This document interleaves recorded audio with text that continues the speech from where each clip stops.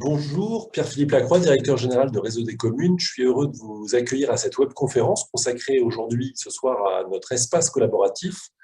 L'espace collaboratif, c'est un outil de communication qu'on a conçu comme un outil privilégié pour échanger en fait des informations de manière sécurisée entre les élus et les agents, mais aussi entre les services de la mairie et les parties prenantes externes, qui peuvent être par exemple des associations, des responsables associatifs, des gens qui vous aident souvent à développer, créer des animations, des événements. Donc ce soir, on a prévu en fait de vous présenter l'outil, ses différentes fonctionnalités, ses principales fonctionnalités, avant d'avoir un moment de questions-réponses. Donc Lauriane Sultan m'accompagne ce soir pour assurer la présentation. Et je voulais profiter de cette webconférence pour vous donner deux informations. La première, c'est n'hésitez pas à me solliciter par mail pour faire un point général sur votre collaboration avec Réseau des communes. C'est souvent l'occasion, en une demi-heure pour moi, de vous poser un certain nombre de questions sur finalement comment se passe la relation, quelles sont les améliorations que vous voulez voir développées par nos équipes.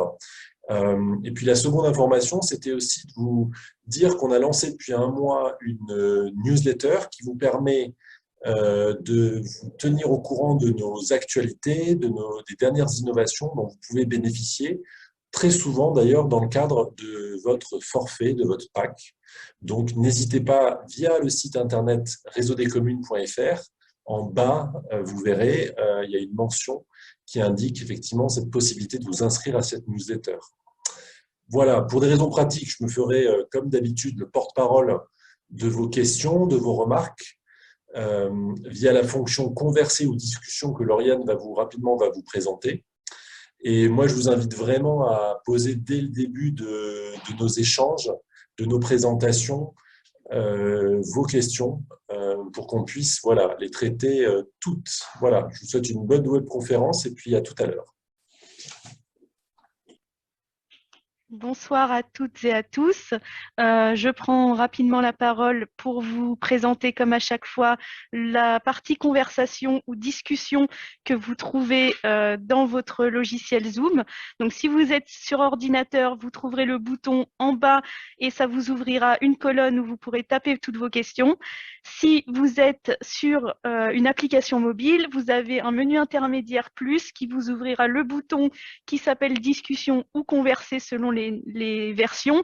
Et c'est à partir de là que vous pourrez transmettre vos questions pour la fin de la webconférence.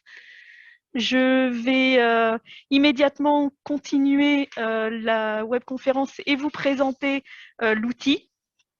Donc, je vais partager mon écran.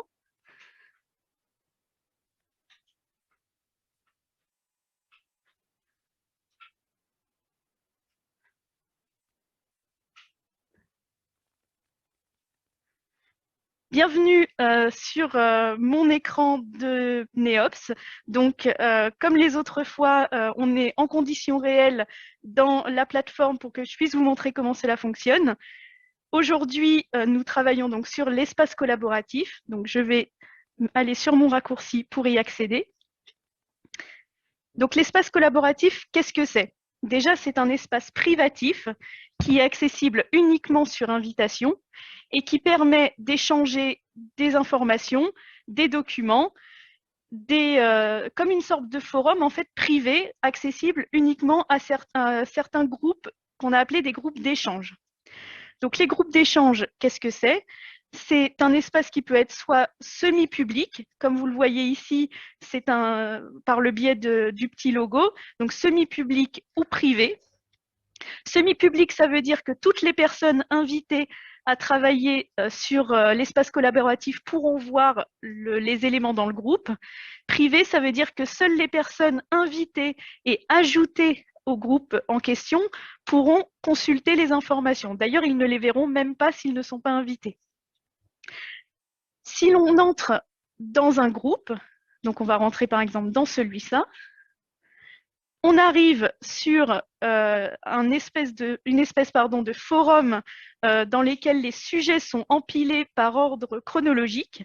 Donc, vous pouvez voir là un premier sujet de conversation que j'ai appelé « Guide des premiers pas pour créer le site Internet ».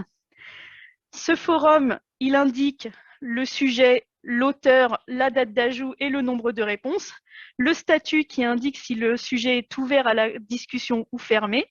Et en cliquant sur voir les messages,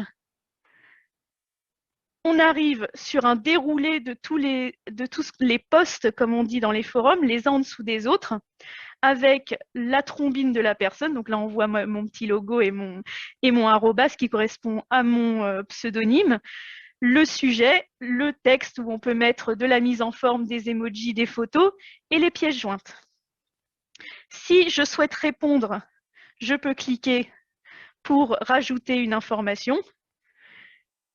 Et si je souhaite uniquement consulter les documents joints qui sont dans le groupe, je peux accéder à un gestionnaire de fichiers qui me récupère tous les documents. Donc, pour ceux qui utilisent déjà le site internet, vous connaissez ce gestionnaire de fichiers qui est strictement identique, qui récapitule tous les documents uniquement du groupe en question. Donc là, par exemple, le groupe public test 1.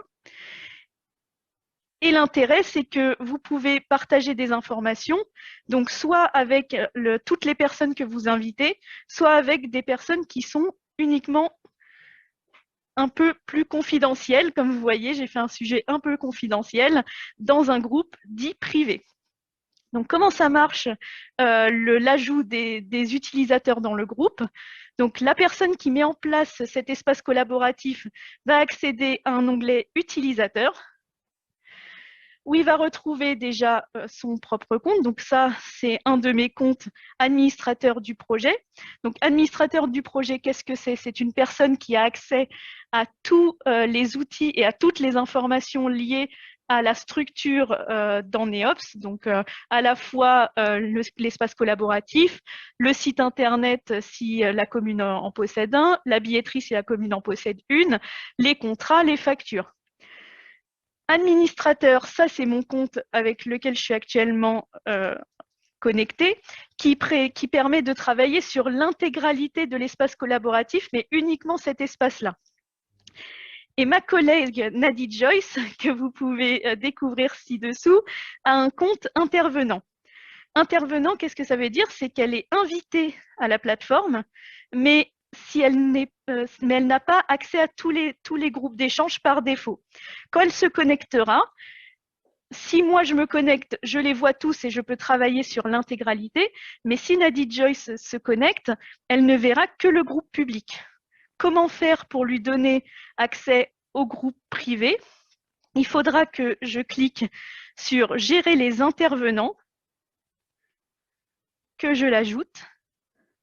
Donc, profil, là, j'aurai le choix entre lecteur, participant et modérateur. Donc, lecteur, ça veut dire que Nadie Joyce pourra lire tous les messages qui seront publiés et les documents, mais elle ne pourra pas intervenir. Participant, elle pourra faire tout ça, plus créer des messages et y répondre. Et modératrice, ça veut dire qu'elle pourra faire tout ce que j'ai expliqué avant, plus éditer ou supprimer des messages. Donc là, je vais l'ajouter, allez, en modératrice. Elle le mérite. Nadie Joyce. Et si je l'ajoute, maintenant, Nadie Joyce aura bien accès au groupe privé. L'intérêt de cet espace collaboratif, c'est donc, comme ça, on le voit immédiatement, de partager des sujets, partager des messages et partager des documents. Mais il a également un intérêt complémentaire qui est de pouvoir organiser des réunions, participer à des événements en invitant les intervenants et les administrateurs de tel ou tel groupe. Donc là, par exemple, on voit dans l'agenda, que je vais ouvrir en grand format, qu'il y aura une réunion, un événement commun toute la semaine du 17. Donc, toutes les personnes qui ont accès à l'intranet espace collaboratif pourront avoir une notification et visualiser cet événement. Et si on clique, on voit donc que c'est lié au groupe public test 1, donc avec la petite pastille de couleur, le nom de l'événement, les dates et l'information complémentaire concernant l'événement. La même chose existe pour des actualités.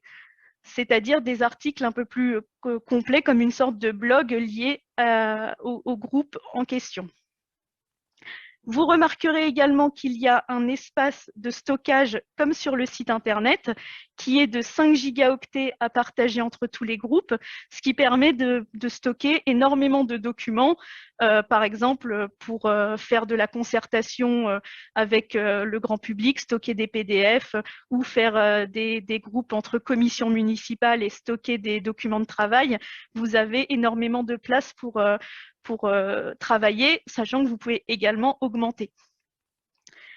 Et le dernier intérêt de cet outil, c'est qu'il génère des notifications. Qu'est-ce que c'est une notification? Toutes les personnes qui ont eu accès à Neops ont déjà connu ce fonctionnement. Ce sont comme dans les réseaux sociaux, des petites informations que vous trouvez en haut de votre logiciel. Donc, si vous regardez, vous pouvez les voir ici avec la petite cloche. Et ça génère également un email pour prévenir donc que la notification est arrivée. Alors, je n'ai pas fait en direct des notifications pour éviter les problématiques de réception de messages, mais vous en trouverez ici. Donc, par exemple, vous verrez ici un email type qui m'indique que je suis invitée en tant à rejoindre l'outil espace collaboratif en tant qu'administratrice. Donc, à chaque fois que vous inviterez une personne à travailler dans cet espace, ça lui précisera à la fois le nom de l'espace et son statut. Ça indiquera que s'il y a déjà un compte Neops, il suffit de se connecter. S'il n'y en a pas, il suffit d'en créer un.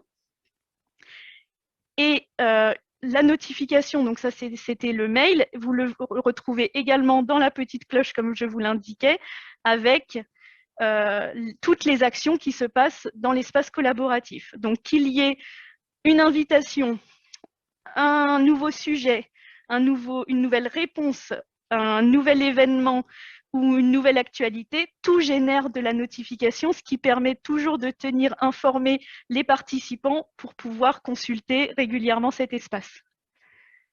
Donc c'est un outil assez facile à prendre en main, comme vous le voyez, qui permet de travailler excusez-moi, j'ai un peu perdu le fil, qui permet de travailler assez facilement sur l'échange de sujets. Et je suis prête maintenant à répondre à toutes vos questions qui pourraient le concerner.